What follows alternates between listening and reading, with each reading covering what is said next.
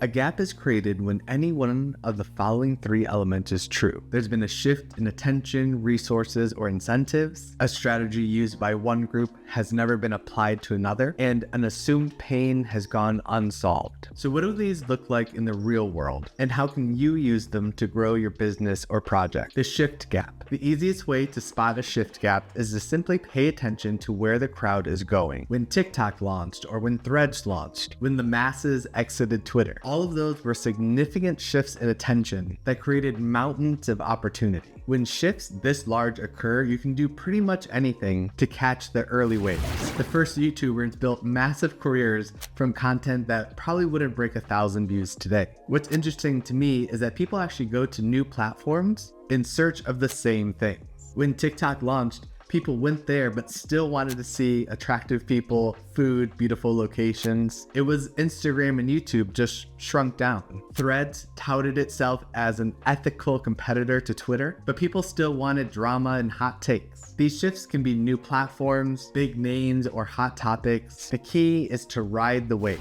But how do you spot a wave before it hits? You don't. The trick is to catch it early. And the only way to catch one early is to be constantly surfing, i.e. creating. Putting yourself out there builds the muscle of recognizing what works. And this is the only shortcut to finding waves worth riding.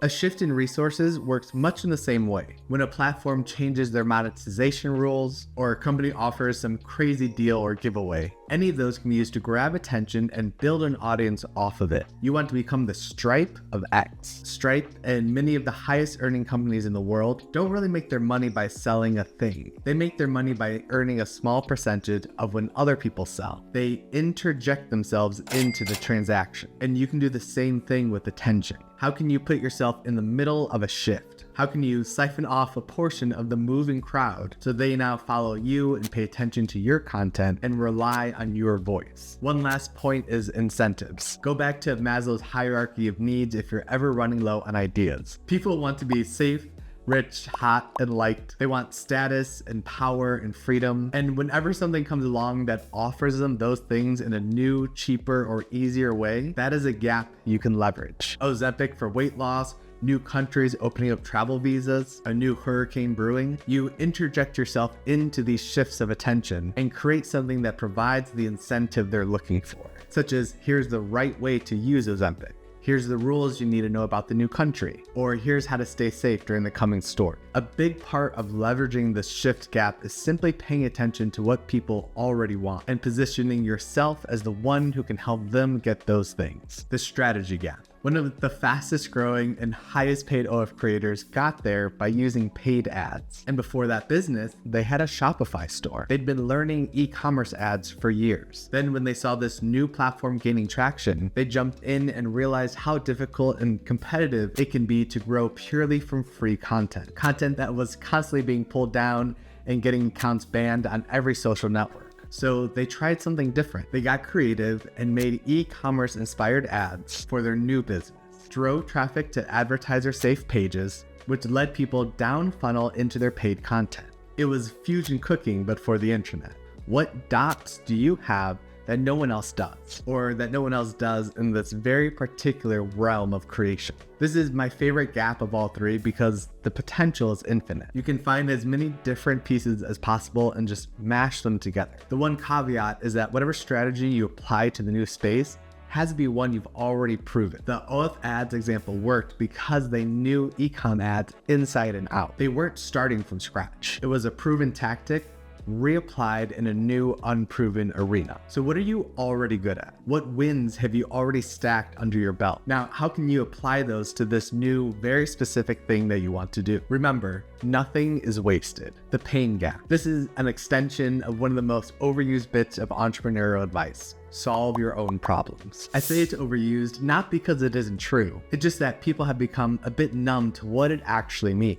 As soon as you give this advice to an aspiring entrepreneur or creator, they immediately start running around like a chicken with their head cut off, inventing problems no one really cares about. A better version of this advice is to find assumed pains.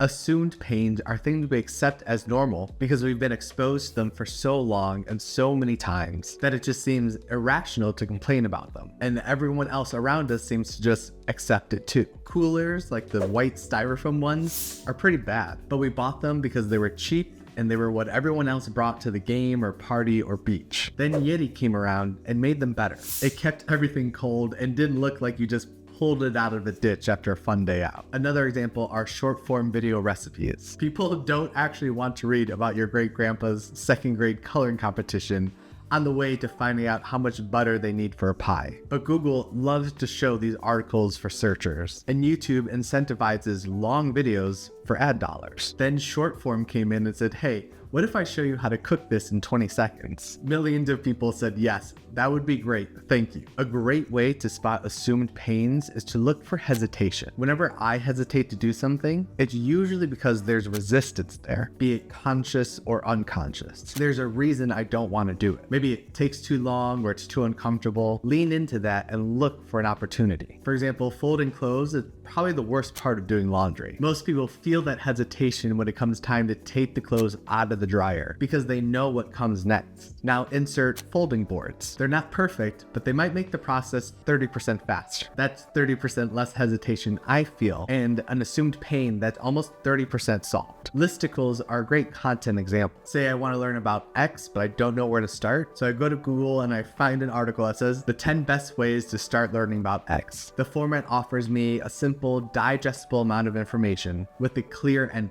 After I finish it, I can then decide what to do next. But for now, the list made it easier for me to start. It solved my hesitation and it soothed my pain, at least temporarily. To close this one out, instead of asking what pain do I feel or what pain can I solve, look around at your life and ask, why aren't I doing X? This is a perfect question to give to others too. As a bonus point, content is kind of like grease for a squeaky wheel. If people are willing to spend minutes or hours consuming content about a pain, that's usually a great indicator of a potential product. Finally, using gaps. Now, how you use these 3 gaps is up to you. For me, creating into a gap is enticing because I know, at least on some level, I'm helping people by creating things that need to exist. In many cases, I'm helping myself, and that audience of one mentality can be a powerful motivator to get you through the slog of consistency. But many gaps are not gold mines, and this is where I have gone wrong in the past. Most things that don't exist just don't exist for a reason. It's because the demand isn't there, or the distribution, or some other core part of the engine that's needed to run. The point of finding a gap isn't only to create something people never have seen before. It's to create something only you can, to find where you uniquely and unapologetically fit. And then